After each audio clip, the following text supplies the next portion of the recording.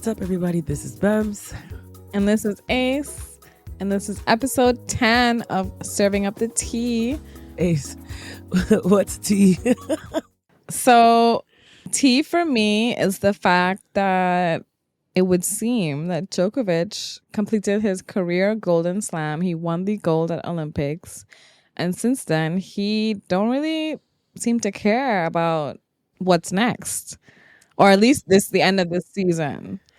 Literally. In short, he don't give a fuck. No, he doesn't. You see him in Maldives doing his crossword puzzles in the middle of he's chilling. The ATP Masters 1000. Like, he does not care. I feel like in his mind, he's goated. He's completed everything that he's wanted to do in his career. He dropped out of the Paris Masters, and then now just today they've announced that he has withdrawn from the ATP Finals. And he is, as you said, in the Maldives, chilling. Well, he's in Belgrade now for the Belgrade Open. But he was. Yeah, but he was like fully vibing in the Maldives. He's earned it. He has said in the past, after winning the gold medal, that when they had asked him like what the rest of his season looks like, he was like, oh, the finals is not really a goal for me right now.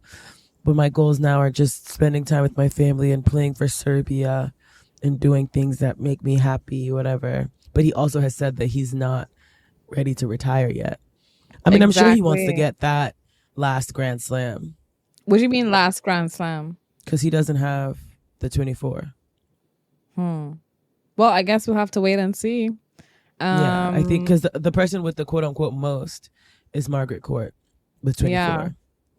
Yeah. Still pains me to this day that Serena was not able to at least equal or beat her. But anyway, I think Djokovic wants that 24. I'm pretty sure Lacoste has already made him a 24 jacket. It's just sitting somewhere collecting dust.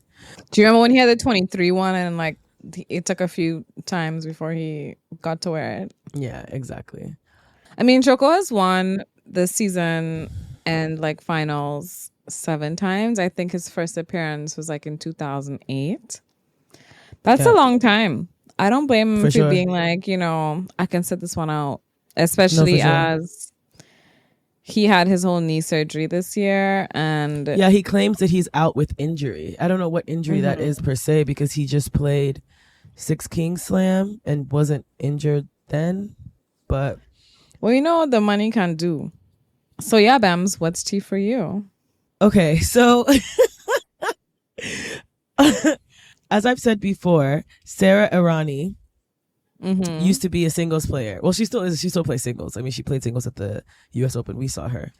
But she was like a big time singles girl, like top 5 player. Elise Cornet, she also retired this year. In 2013, they were playing a match and Cornet, she sang Vamos, Vamos, like after her points. And then Sarah Irani was like, why are you saying Vamos today? You normally say Ale. Why you say Vamos? Say Ale. Because you're like basically because she's French. Boy, you gotta do it in her Italian accent, please. Why you say vamos? Exactly. Like, so that was in like what? 2013. Fast forward to 2024. Cameron Norrie is playing a Spanish player.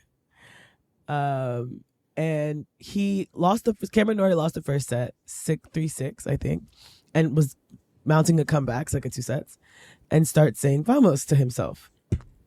At the net at the end of the match, the Spanish player is like, why you say vamos? And Cameron Norrie was like, what? And is it the language police? And then Cameron Norrie says, which I find so funny, Cameron Norrie says, he was saying vamos to hype himself up because he was playing so poorly, which is so funny to me because basically what he's telling the guys that like the first set that you won was not because you were playing well. I was playing badly. And so I had to start saying vamos to myself to hype myself up. It actually had nothing to do with you, not your skills, nor your language. This is a me thing. I actually think that, it's something about a vamos that just is more. It's better. Yeah. Yeah, it's better. Then come on. Let's go is on the top for me. Let's Let's go. go. Yeah. Yeah. Let's go on Um, Vamos. Vamos, our top tier. Come on is kind of like not as great. Forza. I like Forza as well. I don't know. I don't know if I feel Forza in my chest. Forza Really? is Well, it gives me football vibes. That's why I think it just reminds me of like Italian football. I think maybe I like Forza because Yannick, but I just love a bit of Forza. Me, Vamos, let's go. Top tier. Hype. I was gonna say another let's go that I really like is Arthur Feast. I heard Let's him say it. go. Yes. It's like in a little French accent. Yeah. He says "allez" sometimes, but he mostly says "let's go" or "come Let's on." go. I heard him at Yeah. Indian Wells doing his let's go and I was like, yum. Anyway, long story short, Cameron Norrie won. But I just thought it was so funny that this "while you say vamos" thing has happened twice, Yeah. like 11 years apart. I thought that was so funny. Well, let's get into a little bit of match point musings. Okay, so we are finally out of Asia. Well, technically not, because we're in Saudi Arabia right now. So we're not actually out of it. We're still in Asia. Asia swing is still swinging. But we're still in Asia. We had a couple of Asian tournaments wrap up last week. Any match point Couple music of for you? 250s. Big one was Deanna Schneider. I want to say correct. Winning in Hong Kong, taking her up to like 4 WTA titles for the year. I think she's like the most improved player in the WTA this year. I would argue that it's Paulini. No, I mean, I also thought that, but then when I looked at the numbers, right, Paolini went from starting there at 30 up to 4, which arguably is a harder jump to make. But Schneider went from outside, she was just outside the top 100. I think she was like 108 to 14. That's crazy. She's actually number 12 this week, I believe. Yeah, she just went up to number 12 this week. She was number 14 last week, which is a new career high. But I feel like Paulini's results, she was a Grand Slam finalist twice. She won gold with Irani. That's what I'm saying. Like those her are bigger movement results. from 30 up to 4 is definitely when like the race gets so much closer, points wise. So one could argue that that's a harder jump to make, right? Yeah, for sure. Because you're now, but then Homegirl has come from 108 up to 12. That's admirable. But I feel like at some of those lower rankings, I'm not saying this to be rude, like no tea, no shade, but like 20 points makes a difference between like 7 rankings. They jump a lot down there. They do. Like you win a title, jumps 20 spots. They jump a lot down there. Yeah. Whereas in the top 30, it's like you may rise like 1 spot and you just won a whole 250. Because everyone up there is getting to like semifinals and finals and quarterfinals of 500s, 1000s, and Grand Slams. Yeah, the points don't do as much. There are 2 people who won in Asia. Olga Danilovic and Victoria Golubic. They both hadn't won for like over 6 years. I think Olga, the last time she won was like when she was 17 years old and she was like a lucky loser or something. She won Guangzhou. And then Golubic also snapped an 8-year title drought. The last time she won her first title was 8 years ago as well. And she won in Jiangxi, which is also a 250. She's been talking about how at the end of seasons, players can like really like jump out and like, because people are tired. Like a lot of people are limping off the courts towards the end of the seasons. But I must say, I feel like the level has been high of those who are playing. For sure. I actually haven't been watching some of the men's tennis. Like I didn't watch the Vienna ATP 500. You didn't? No, but that looks so exciting. It wasn't that exciting, but something really weird happened, and I still can't tell if it was like a PR stunt or if it like was a real thing. But basically, in the middle of Draper ended up winning his second title in 2024. That's not really the highlight here. The highlight here is during his match versus Darderi, the guy who beat Thiem and effectively ended his pro tennis career. Like some guy came in to deliver food, but like didn't know play was ongoing, so the umpire had to be like, "Hey, like, what are you doing?" But who let him on the court? That's what I'm saying. So that's what I'm saying. Like, it has to be a PR thing, right? Because to enter, you have to have like tickets. Like, how are you in here? Or like you have to have like your badge or whatever. It's an indoor tournament, so like you have to He's enter just the like stadium. enter the court itself. Like, it was. I have to assume it was like a PR stunt from that company.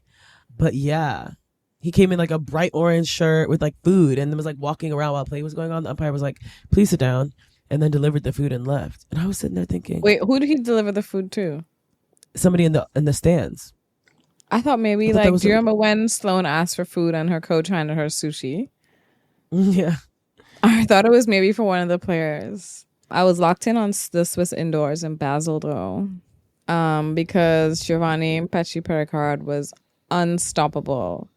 He was playing some like top tier tennis, and I really enjoyed watching him play. It was like out of this world, and his I don't service enjoy was so watching him play at consistent. all.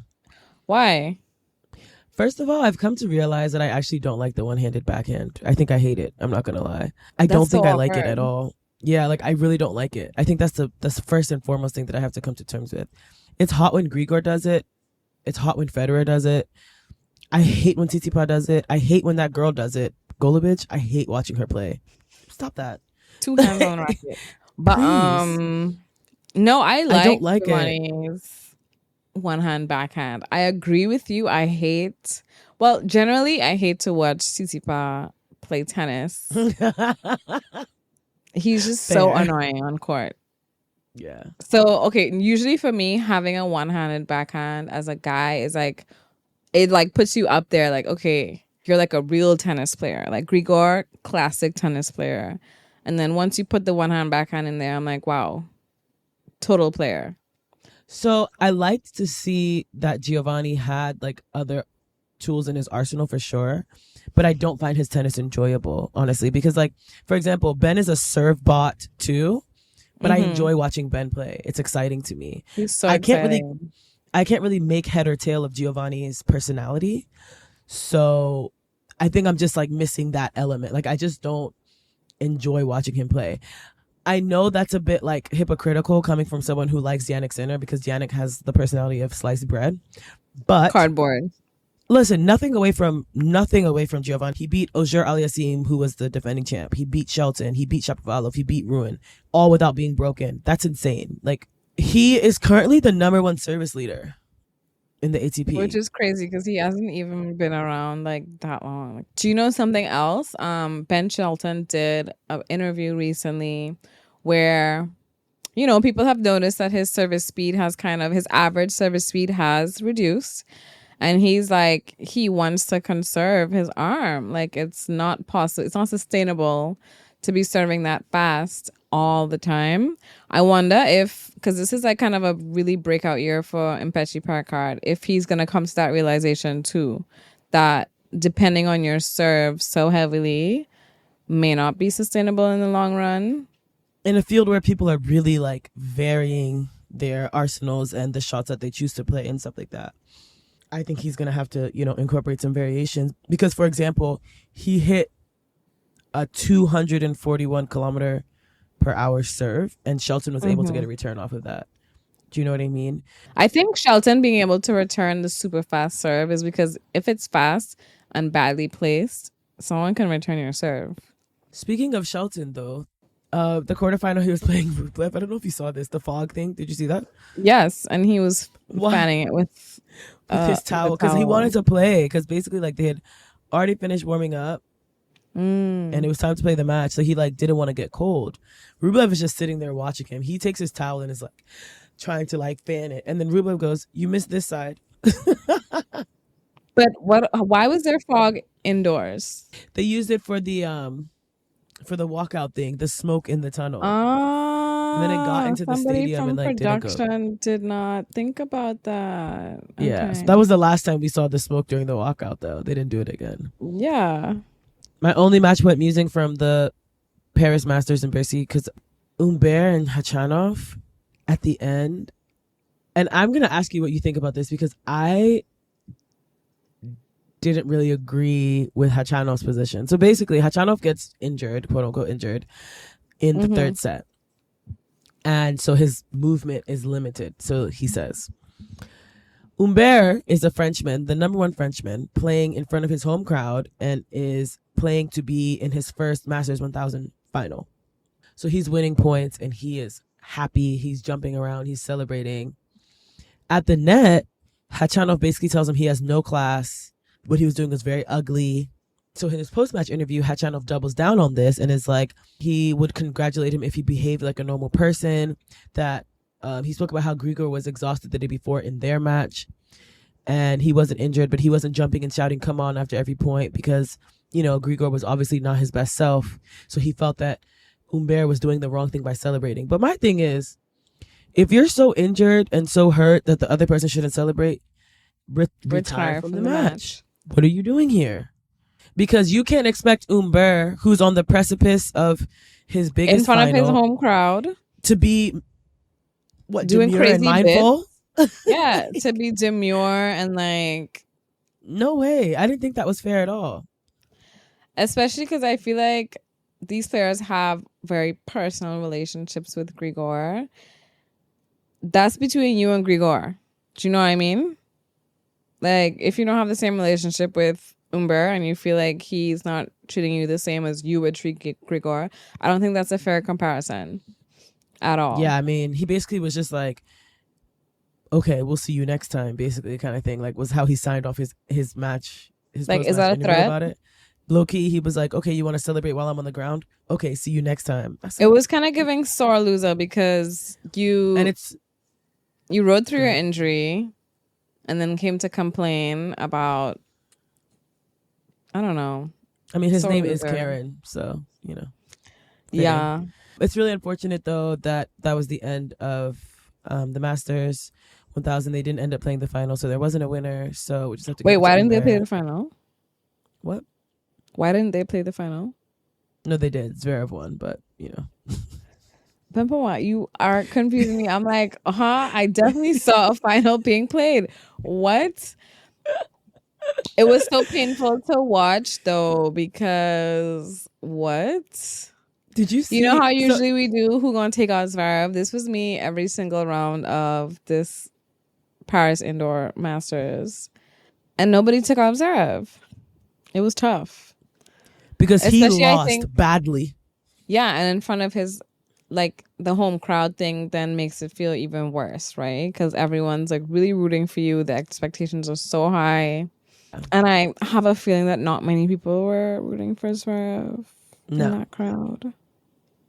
So it actually shocks me that he has fans. Because, like, and God forgive me for saying this, but, like, even, like, domestic violence accusations aside, even though let's not put them too far to the side, but let's put them to the side a bit. He's not likable. Yeah. Like, he's not likable. Like, do you remember when he said that he has lost in all the Grand Slams because of the umpires?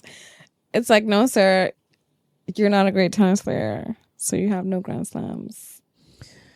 He's a loser. Anyway, now we are currently in Riyadh for the WTA Finals. Riyadh. A record $15.25 million in prize money is on the table, which is equal to what is on the table for men at the ATP Finals for the first time. If you go undefeated, like if you win the WTA Finals without losing any matches, you win $5 million. Which I don't think anyone has done thus far. Well, Sabalenka. Sabalenka's undefeated at the moment, yeah. And so is Towson Siniakova. Get that money, Towson. She's making a lot of money this year, actually. She's made like over $1 million so far. Wow. She's in her bag. Ons is walking around Saudi getting the Quinn Wen treatment. Like, I love it for her. And this is why tennis is all around the world. Yeah, they love her there because obviously she's an Arab player. She's been very supportive of it coming to Saudi Arabia. She really thought it was like, I mean, she's one of the only players I saw like super like advocating for it. But I will say that some of the concerns have been valid. And I don't know if it's a Saudi Arabia thing or if it's a WTA thing. Because at a certain point, like the only updates anybody was getting about the finals was from Ellen Perez's Twitter account. Well, this is an issue every year with the year-end finals for the WTA because everyone's always like, what is going on? The WTA drops the ball on promotion, on And PR, on and I thought they would be marketing. doing better because they hired the lady from the WNBA, right? To I take over mean, their marketing that was a stuff. recent hire, so maybe it's that, she needs more time to really put her strategies into play. I mean, I feel Um, like for the WTA finals though, they've really dropped the ball. Like I'm not gonna even like the graphic they've been putting out to keep up with like the group standings. I thought I was dyslexic trying to read it. I was like, wait, what does this I will note mean? that on the website it still says round of 32, and this is a round robin. So I did note that like WTA is always kind of slow in like updating their website and keeping everything like, I don't Yeah, know. and it sucks because like it's the matches have been really good. The level And has this is been supposed really to be them good. getting the bag. Like the whole reason of going to Riyadh was to get the bag. Where did the bag go? It didn't go to marketing. It could not have gone to PR. The Saudis are gonna get the slack for it, but Fort Worth was empty. Cancun was terrible, Cancun was but basically a hurricane. I will say that I feel like the photo shoot this year was better than previous years. okay. I mean, I also think that the facilities look really good. They all have these like personalized dressing rooms with like their pictures on the wall The and dressing stuff. rooms were top tier. I think the Yeah. players are really pleased with that, like getting Yeah. like real like NBA treatment in Yeah, that for sure. sense. The year end number one ranking will be determined in Riyadh. Yeah, Um, it's like a big fight between Arina Sabalenka and Iga Swiatek. Sabalenka is very, very intent on winning it because she doesn't want to be world number one. She said she doesn't want to be world number one just because somebody lost 100 points. Like she wants to win it and end the year as world number one. Like it's a very big deal to her. She would need to win 3 round robin matches or win 2 in advance to the final. Swiatek, Today, on the other Swiatek hand, is about to play Coco Golf. yeah, in like 30 minutes. What are your predictions on that? I'm a Koreana till I die. It's going to be mental for Corey. She has the physical tools. She's in great form. Her win against Pagula, I believe Hmm. she can do it, but it's going to be mental. And I will say, in terms of mental toughness, Iga's that girl. But she's not in good physical form. She's had 2 months off. She hasn't really played that many competitive matches. So the purple group is Sabalenka, Paolini, Rebecca, and Quinwet. Unfortunately, Rebecca has already lost, but Sabalenka still needs to beat her to clinch that number one, or she'll have to make it all the way to the final. So they're still going to play their match. Orange group is Swiatek, Goff, Pagula, Krejcikova. I think Pagula is probably eliminated at this point because she's lost to both Coco and Krejcikova. On-site alternates are Kazatkina and Collins. Navarro decided not to come as an alternate. She was, I think, the first alternate. She didn't come. The official reason that her agent gave is that she hasn't fully recovered from a recent virus. But you know what? It's okay. Yeah, I think she wants to It's come okay. to the finals for the first time as an actual player and not an alternate. To be honest, like from what I can tell of Emma's personality, she's not on that alternate vibe. She wants to be she wants to have qualified. Do you know what I mean? There is a sense of ego in there. She's another player actually that's had like a really good season that people may have when we were talking about Schneider versus Paolini. She's someone who probably has their hat in the ring as well. I As a think that in contender terms for of most improved. I think it's going to go to Paolini though, if we're honest, if we're looking at results, like I said. But I think Navarro is probably in that conversation as well. I think sentimental wise, it could be Paolini, but based off the numbers, it has to be Schneider. It has to be. I don't agree, but I guess we'll see. We will see. Unfortunately for the supporters of Riyadh and the supporters of tennis going to Riyadh, they have a wrench in their tire because the second day of the finals only had about 400 people in the crowd. The WTA gave a statement and they said they already anticipated lower attendance with the start of the Saudi working week being on Sunday, but they think that the numbers are going to grow as they approach the weekend. As they approach the weekend. I hope so. But then again, like Iga is saying that she quite liked the quiet. Yeah, she said that she loved it actually. And I think that's she pretty enjoyed it. consistent given. Okay, no, I can't say that. Proud of you. That was great. I was going to mention neurodivergence. And there we go. We said it anyway.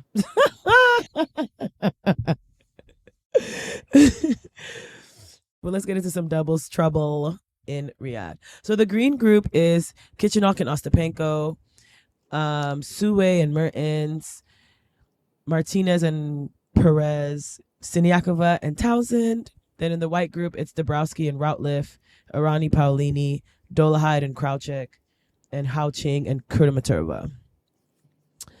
The first and only it's like literal doubles trouble, like literal trouble for the doubles, is Ostapenko versus her teammate, Kichenok.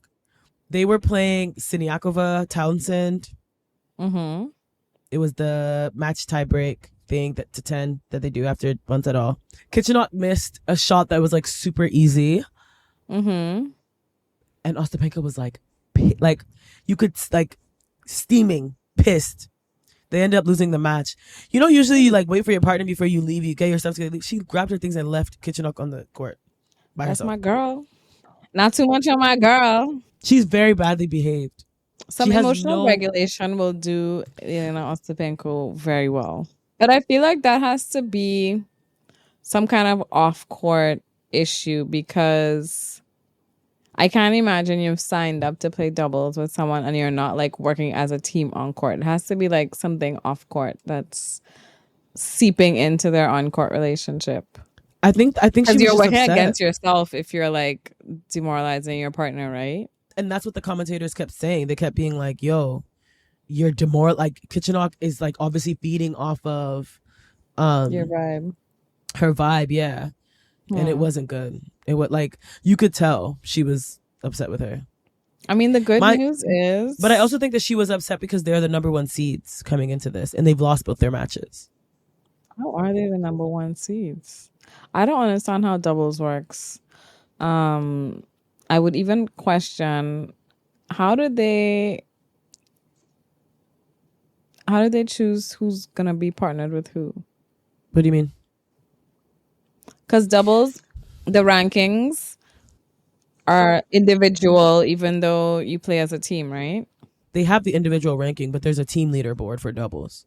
The good news is, as I was going to say, is that Taylor Townsend is on the winning team, because Siniakova, one thing about her, she will win you a doubles tournament, honey. Yeah, she actually just won in Gwangju with oh my gosh, the player that had like that really long losing streak. They partnered in Gwangju and they won. Oh, what's her name? I mean, in service to the sport, at this point, Zhang Shuai. Remember, she had that like losing streak or whatever.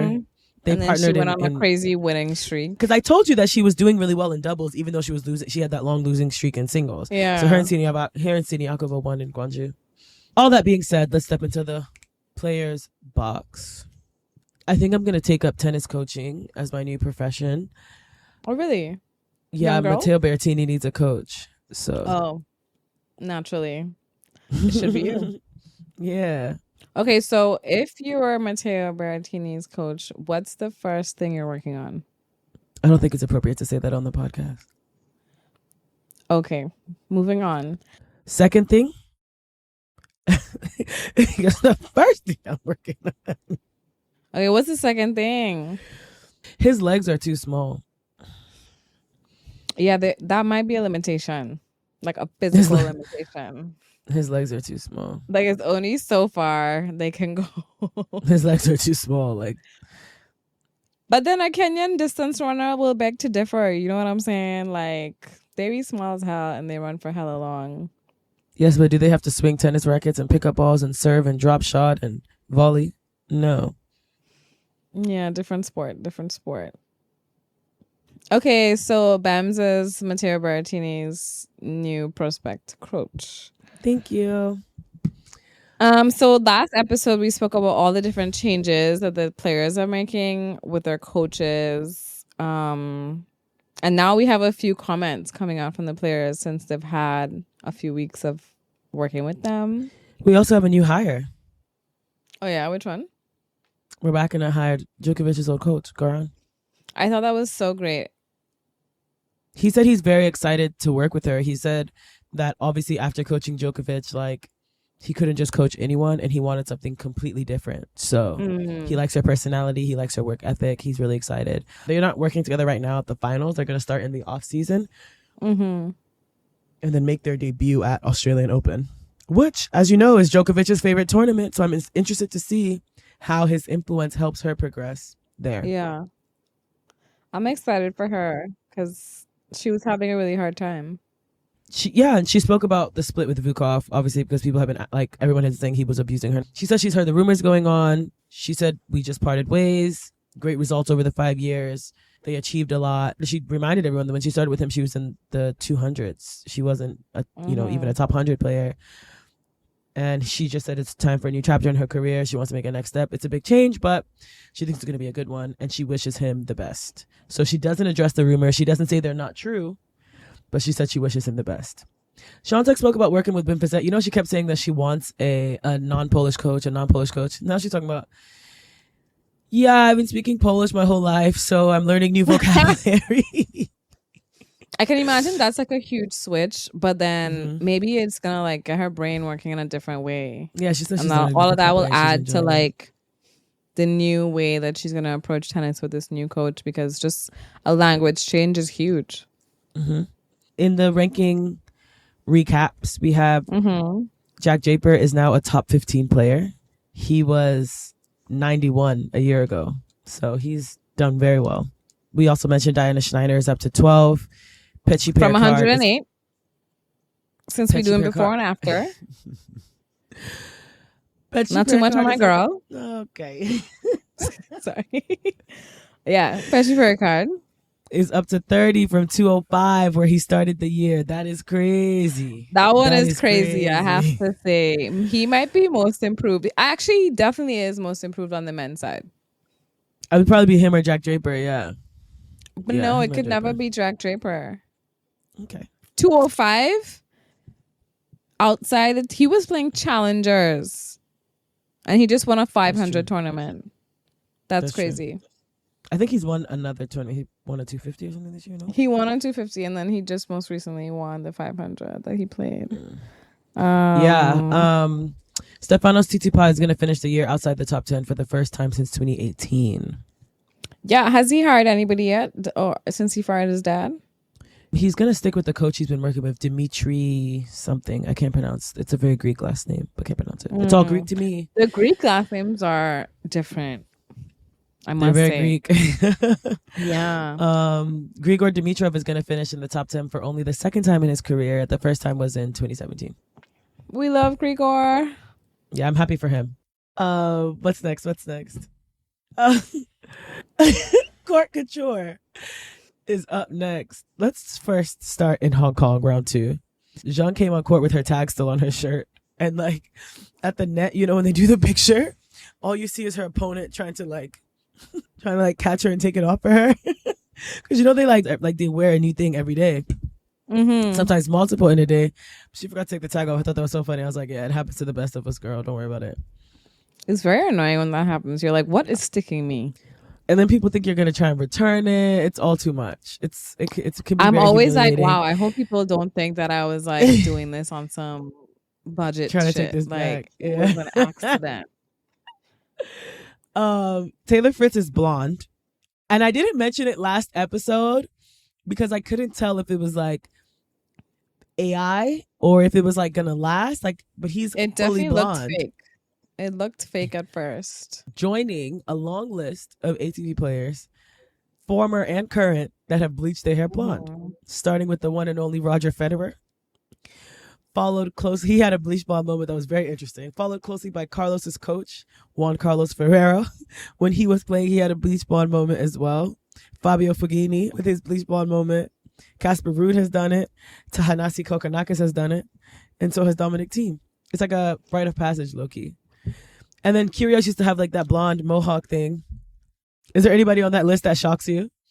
I mean, Federer would be the most shocking because he's just so like, I feel like in his later years was so conservative in his style. But then the least shocking one is Tanasi Kokonakis because For sure. I expect him to change his hair color at least 3 more times throughout his career, actually. But I didn't expect it from Taylor Fritz because I didn't know he was that brave. Do you know what I mean? Yeah. And like bold. It's great. It's like every time I see it, I'm like, well, who is that? Mm-hmm. I Do you think think Morgan Riddle like pushed him to do it? Do you think she approves? she didn't know about it. She posted, she was like, I was just as shocked as you guys were. He went for a haircut and came back blonde. Oh, not him needing a change. Yeah.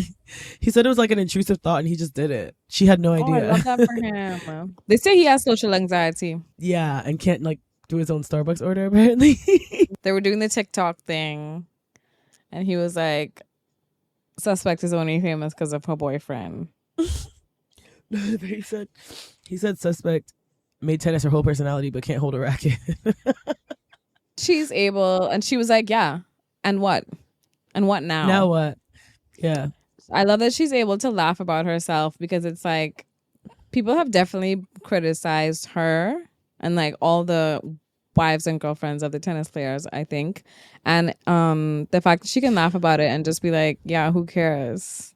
I feel like her and Paige Lorenz get it the most. They I don't do. really hear It's that a- much about Ayan, but they be getting Well, hard. first of all, Ayan is a full-on tennis player. So it's a bit harder to Is she? come. She played at the what is it? NCAA level. I don't know why I would mix that word up because I know it very With well. NAACP. Yeah. What you were thinking. It's because it's election season. They've been texting me.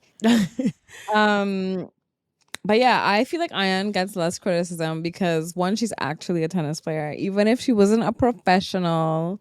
She's not a tennis player now though. So NCAA is not a pro league. It's like a college league. It's the college league. It's literally, sorry, the college league. There's no other. But yeah, love that Morgan can laugh about the fact that there was another Morgan Riddle before this Morgan Riddle, and that Morgan Riddle was not into tennis. But I love it for her. There was another Bems before this Bems, and that Bems was not into tennis. Now what? I have a There tennis was podcast. exactly, period. I learned to play tennis like a few years ago, and what? I mean, that's the thing. Like, serving up the tea, we are not experts. We are just two gals who love tennis. Serving up the tea. like we said. If you're coming here for like in-depth analysis on like top spin and stuff, you got to go somewhere else. That's not. If you're coming here for me to tell you about Eastern grip, Western grip, listen, Bems told me about grip for the first time last year. Okay. This is not the place for that. And I promptly like made a point. If you want to clock some tea, this is where you come. Did you see Umber's girlfriend though? She's also a tennis player. Is she a baddie? She's black. Ooh, can you please send her to me? I will send you her right now. Baddies, post for me. Yeah. Speaking of baddies, did you see the jacket that Nike gave Sabalenka instead of giving her a new kit? Since we're talking about Court Couture. Yeah, I mean, we've been talking about the fact that for the world number 2, Nike is not giving her anything custom this whole season. I don't think Nike cares about tennis anymore. I'm going to be honest with you. Except for in Asia, where Naomi Osaka gets a custom kit, but that deal was signed. She was already locked years into ago. that. You know what I'm saying? Like, that deal was signed years ago. You're correct. I started playing tennis because I was like in love with like the tennis clothes. I'm not gonna lie. Like, I saw a couple looks. I said, hold on now. What? This was like what 3 or 4 years ago when I was like, I need a reason to wear this. This is before tennis skirts were in style. So I was like, all right, let me start playing tennis. I wonder why Nike's not focusing on tennis right now. Since then, the kits they were putting out then and the kits they're putting out now, a huge difference. And that's derogatory. It's real bad now. That's a slur. It's dire. But let's talk about before we move on from Court Couture, I want to talk a bit about the looks our girls had on at the WTA Finals photo shoot in Riyadh. Any thoughts? So, when I saw this photo, I was like, because I've seen previous WTA Finals photo shoots. This was one of the best. I gotta say. Do you remember that one where they were like all in white and then Iga was in red? And it gave like, did nobody coordinate this? This one looked like, even though everyone's in a different dress, different color, It looked so well coordinated and so well styled. Who is your favorite dress? Top 3. Start from 3. Build suspense. You know, my favorite outfit is actually not on the single side. I liked what Taylor Townsend wore the most out of everybody. I did like her knitwear long sleeve moment. I thought her outfit was the best. Let's do them together. Okay, so do them all together. Who's your top 3 from both the singles and the doubles? Start from 3. From 3, I would say Sue. I like that pantsuit she wore. I thought that was really cute. I do like the color on her as well. I like that a lot. Mm-hmm. In number 2, maybe Kudermatova. And then number 1, Taylor. Yeah. I didn't really like what the singles girls wore. I can't lie. Coco looked so cute, but I didn't like that glove. I hate the glove is crazy. And I don't like that glove. I don't like that glove. As a watch wearer, what is up with the watch over the sleeve? I know you guys are sponsored. But I'm seeing Coco with a watch over her glove. I'm seeing Sabalenka with a watch over her sleeve. I love my watches. I'm a big watch girly. But I don't believe in putting watches over sleeves of stuff. I will say that if I'm not wearing a watch, I feel naked. But over first of all, the glove shouldn't be there to start with. And then wearing the watch over it, I think is really crazy. But I don't know if they're like contractually obligated to wear it. So I don't want to speak too much on that. Yeah. I liked the idea of what Quinwen wore. Apparently it's Dior. But I feel like she could have come harder than that. I really expected a lot from her. Could have come harder. It was giving like kind of casual sundress. Yeah. I mean, I love the necklace. You know, I love butterflies. I like the belt on her. It was almost there, but it didn't quite hit for me. Rebecca looked nice. I think Sabalenka looked great, and I didn't like the shoe she paired it with. They look kind of... I like the shoe. I didn't like it with that outfit. They're more of a casual shoe. I've seen those shoes before. I think they're YSL. Swiatek looked like she was in a straitjacket. I didn't like that at all. Swiatek looked... I want her to find her style, because this doesn't look like it's comfortable for her. Do you know what I mean? I would say on average, the doubles players dressed better than the singles players. They did. Who's the one in the red in the middle of the doubles photo? Orange? It's like orangey red, yeah. Next to the trophy? Yes. I have no idea. But I love that dress. That's kind of my vibe. What did you think of what Ostapenko wore? It was crazy. Okay. And I expected nothing less. Yeah, it's very her. I've seen this dress before. Yeah, I've seen this dress before. I don't know if I like it like so long. I've seen like a short version of like this kind of dress, not this exact because it becomes dress. like a lot of fabric. It's just a lot of fabric, and yeah. What's your top 3? From 3. From 3. Girl in orangey red dress. We are not sure her name, but she looks good. Mm-hmm. She was definitely giving like stay at home like wife. Okay. In like the Hamptons. Pose too is very like demure. In like the Hamptons. Then my number 2 would be Taylor Townsend in her knitwear. My number 1, for some reason, is Aryna Sabalenka. I felt like she slayed. And then special mention to Jess Pegula, because she definitely looks like a billionaire baby in her all white on the right side. Hair was laid. It's like a powder blue, but yeah. Is something wrong with my laptop? Possibly. Because I've been calling the colors, and you're like, the orange. I feel like Coco's dress was too House of CB for me. Yeah, like it wasn't elegant enough.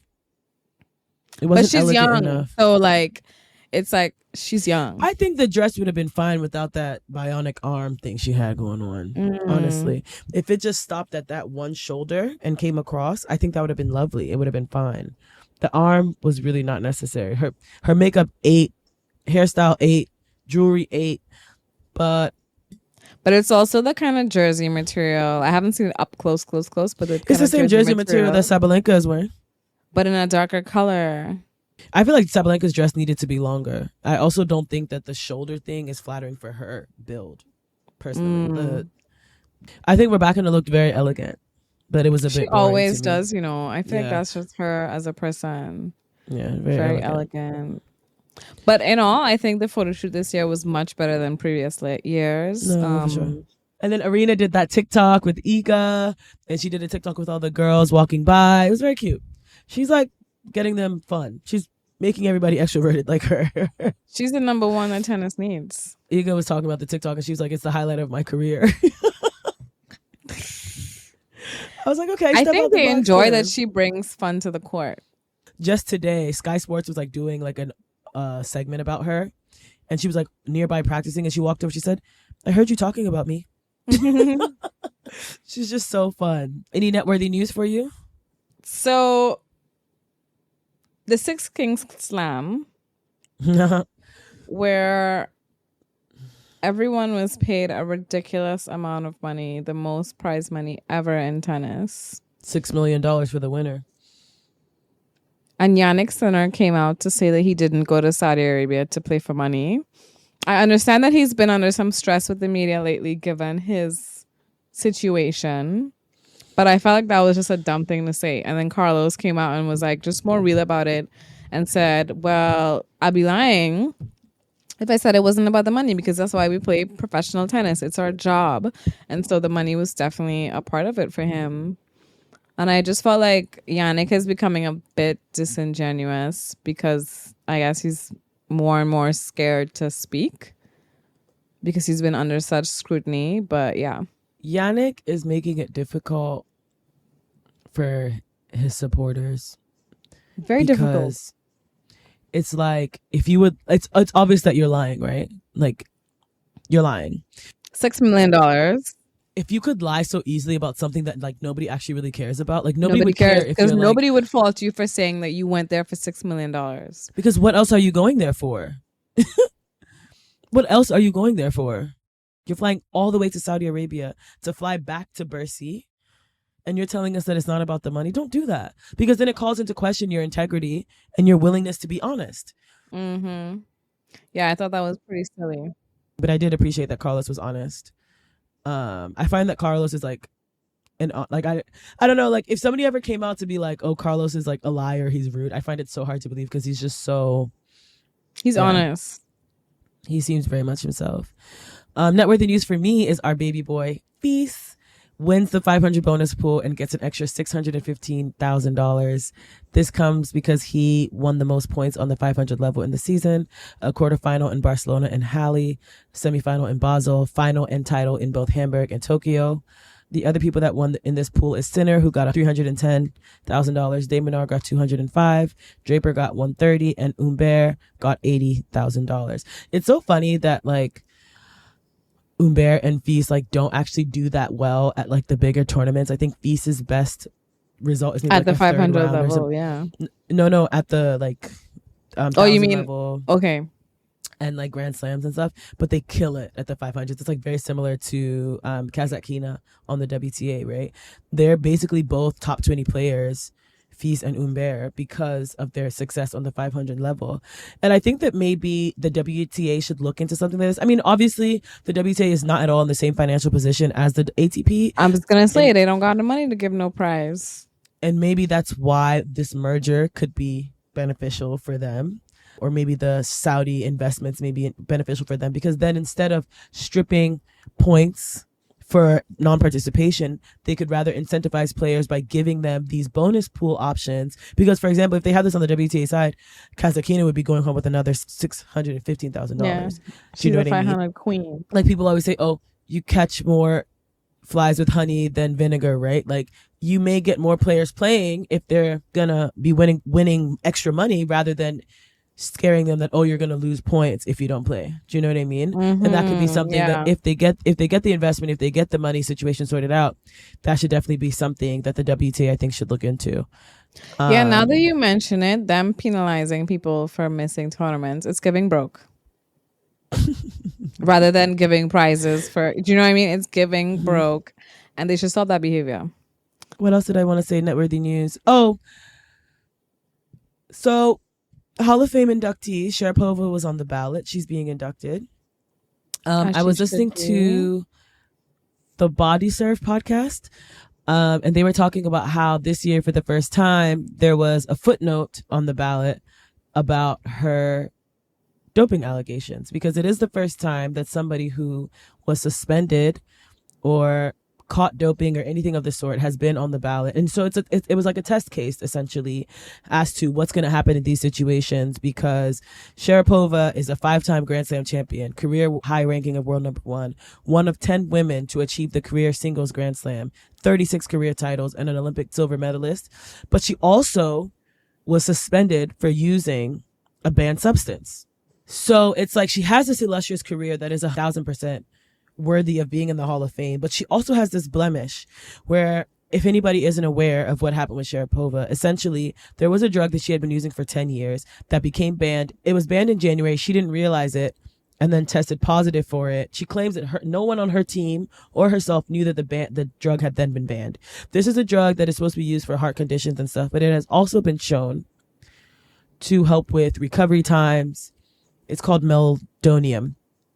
And it's banned. It was always banned in the US and Europe, but in Russia, you're allowed to take it. But mind you, Sharapova spent most of her life in the US. So her dad was bringing her this drug on her doctor's orders, she says, to help her with chronic flus and some other things. However, the manufacturer says that meldonium is only supposed to be used for 2 to 3 weeks at a time. She had been using it consistently for 10 years. So the argument then becomes, were you using this as a performance enhancing drug? Because you're not the only athlete that's using this. A lot of other Russian athletes had been using it as well. So it then became hard to believe that this was something that you're actually taking for its medical, for its medical benefits, rather than the benefits of it being helpful to athletes, right?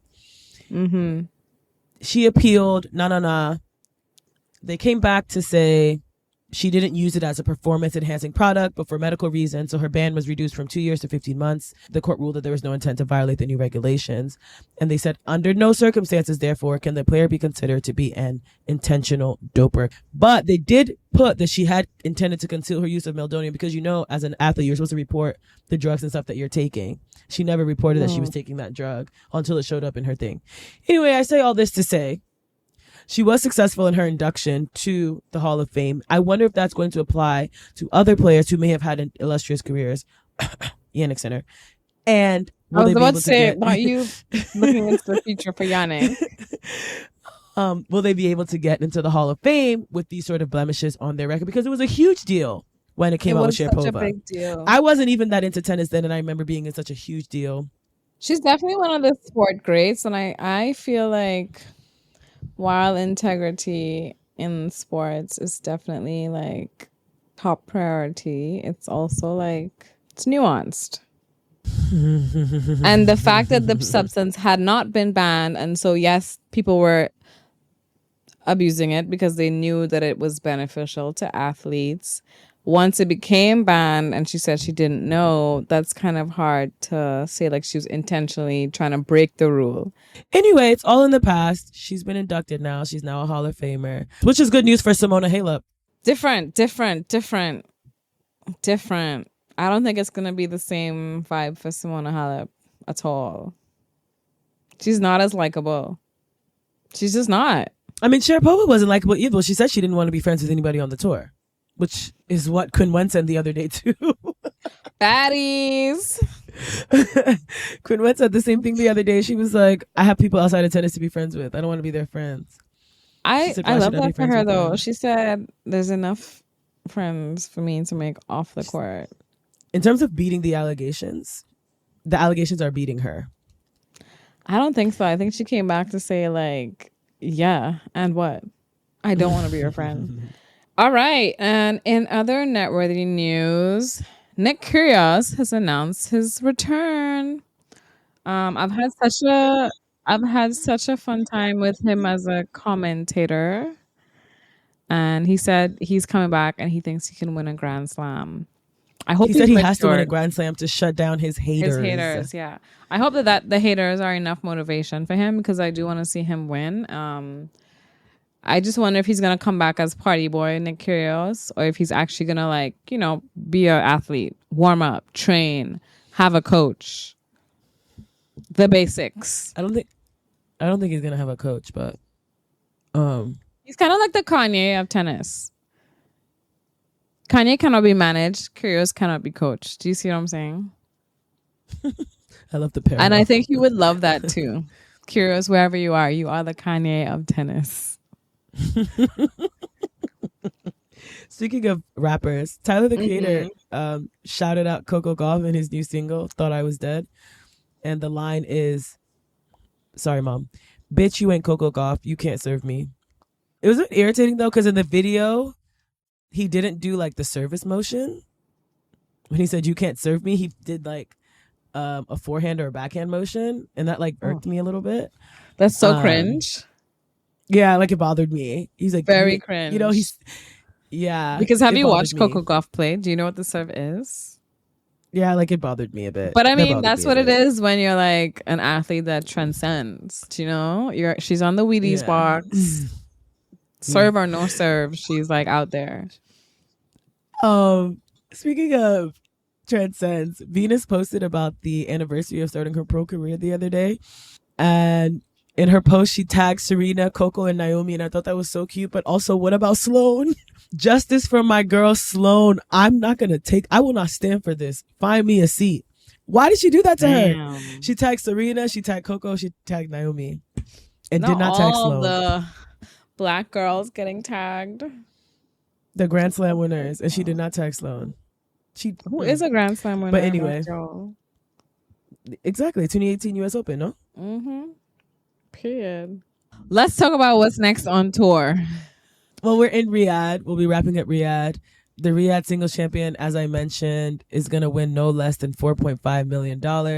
They can take home as much as 5.1 if they finish the event undefeated. The Billie Jean Cup finals are coming up in Malaga from the 13th to the 20th. And then women's tennis will essentially be done until the end of December, when it returns in Australia with the United Cup, Brisbane, and the ASB Classic in Auckland. They go down under. On the men's side, they're in Belgrade right now, which is a 250. They're playing in Metz, France, which is a 250. By the way, that draw is a hot mess. There's been like 5 lucky losers. There are people who have lost in round 1 that are re-entering as lucky losers. It's a whole mess in Metz right now. And it's about to get worse. But because Djokovic pulled out of Turin, Rublev and Ruud have both qualified. And they were both meant to play other tournaments to try and get their qualification sorted out. So now that they don't have to do that, I'm suspecting that they'll pull out. I mean, there's no need. They need to head to Turin, which is next on tour. For the first time since 2001, no members of the Big Three are going to play the ATP Finals. The draw is Sinner, Zverev, Alcaraz, Medvedev, Fritz, Ruud, de Minaur, and Rublev. That order isn't yet set. It depends on what happens this week if they play in Metz and Belgrade and stuff. The 2 alternates are Dimitrov and Tsitsipas. I think it's so crazy that Carlos is entering this tournament ranked number 3 in the world, considering he has 2 Grand Slams under his belt. And it's very crazy that Zverev is world number 2 right now. I mean, he plays more 250s. He's played all 9 of the thousands. And Alcaraz, take some time out to. Yeah, he was injured like the entire clay swing. Right? He was burnt out and injured at certain points. He only played 6 of the 9 1000s. He did go and play the Rio 500 though, but he like rolled his ankle. That was scary. Like very early in the first match. Yeah. Again, the rankings, I think, reward quantity over quality at this point. Do you know what I mean? It's not necessarily. I mean, I guess it should indicate who's the most quote unquote in form because of how much they're playing and how far they're going in those contests that they're playing in. But I don't think that Carlos is the number 3 player in the world right now, to be honest. I think his level is much higher than that. He's number 2. And Sinner. Yeah, I would say that. I would say Sinner is in better form than him, yeah. I expect him to win Turin. They also have that prize of if you go undefeated, you get 4.8 million. And they get 1,500 ranking points for the winner. So That'll go well. That's what's next on tour. Yeah. I'm excited. Do you have any dreams? I mean, I guess it'll be difficult for us to do dreams, nightmares, and realities for Turin because we don't know the groups and stuff yet. But can you do one without knowing the groups? Maybe. Dream for Turin. A dream is that Dimitrov somehow is not just an alternate and gets to play. That for sure is a dream of mine. Nightmare is definitely Zverev winning and becoming like, God forbid, year-end number one. I don't think he can. There's like 3,000 points between him and Yannick. Okay, great. But also just nightmare that he would win the final. Sure. Reality is Alcaraz Sinner, as it has been this season. On the women's side, I mean, they've already started. My dream would be that Coco beats Iga today and continues on to at least be a finalist. Nightmare would be, I don't know. I don't hate the girlies like that. There's no one that I would like scream. Nightmare isn't about hate though, is it? On the men's side, it's definitely that charged. Like, so it's hard for me to come off of that and then say the same thing for the women. There's no one. I mean, maybe Krejcikova. If I woke up and she like won the year end, maybe I'd be like, ugh, why? Because I don't think that she. I'm not gonna say that. Anyway, reality. You're doing so well today. Trying. Reality is. I think Sabalenka is gonna outperform Iga and take that world she's gonna, number one year-end ranking. Yeah. You think she's gonna go undefeated? Yeah, and she's gonna have the world number one year-end ranking, fair and square. For sure. I think so.